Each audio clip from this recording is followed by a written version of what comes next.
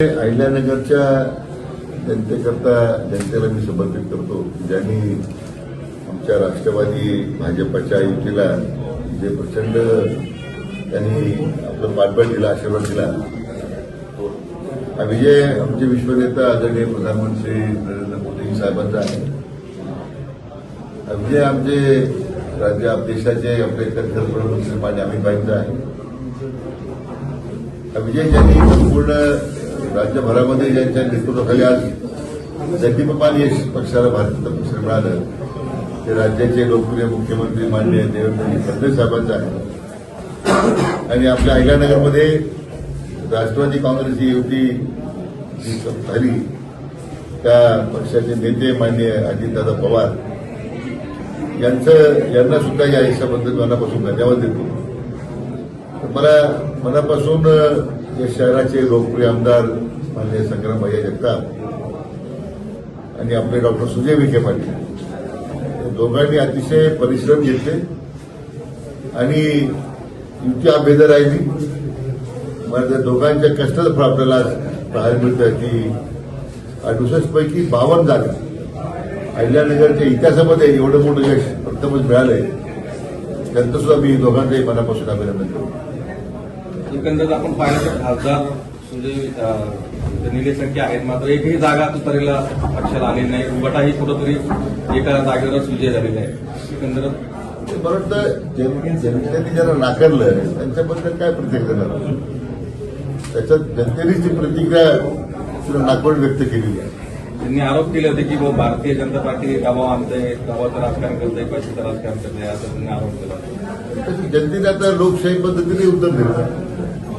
ईव्हीएमवर पुन्हा शंका घेण्याचे कारण अरे आता निवडणूक आयोगावर आता शिवसेनेचे नेते आता गटाचे नेते आरोप करायला लागले. पराभव झाला की एक तर निवडणूक आयोगावर आरोप करायचे, ते तरफांची फॅशन झालेली आहे, ईव्हीएमवर आरोप करायचे. त्यामुळे या लोकशाही प्रक्रियेमध्ये जनतेचा कौल स्वीकारायचा नाही आणि फक्त व्यवस्थेवर टीका करायची. करता करता जनतेचा सुद्धा त्याच्यावर आत्मविश्वास झाला नाही. हे सगळ्या राज्यभरातल्या महापालिका निवडणुकीच्या निमित्त आपल्याला स्पष्ट दिसतं. प्रचारात दंड थोपटणारे आता मात्र निकालानंतर गायब झालेले दिसून येत त्यांनी काय करावं त्यांचा प्रश्न.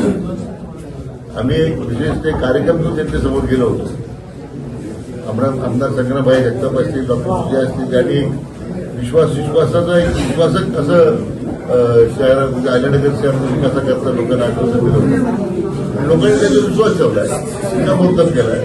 त्यामुळे मला वाटतं आता जनतेचा विश्वास सार्थक ठेवण्याचं काम आता या भाजप राष्ट्रवादी युतीला आपल्याला करावं लागलं. महापौरपदाचं काय सूत्र ठरलंय?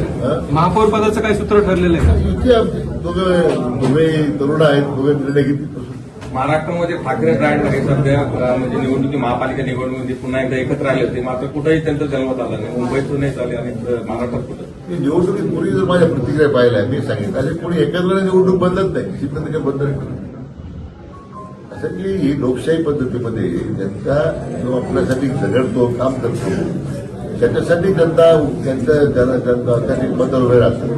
मुंबईच्या पायाभूत सुविधा बदलताना एवढा मोठा प्रचंड बदल माननीय देवेंद्र फडणवीस यांनी करून दाखवला.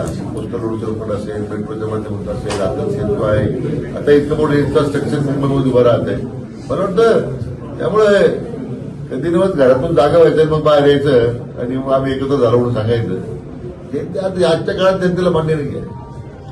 हा मुंबई महापालिकेचा निकाल स्पष्ट सांगतो. पुणे महानगरपालिकेचा निकाल, पिंपरी चिंचवड नगर महापालिकामध्ये उभाटाला लोकांनी नाकारलंय.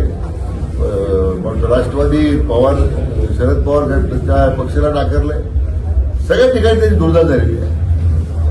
मला वाटतं म्हणून म्हटलं की एकत्र येण्याने काही फरक पडत नाही. लोक या युतीला कंटाळलेले आहे की एकत्र करणार असं दिसतंय निवडणूक.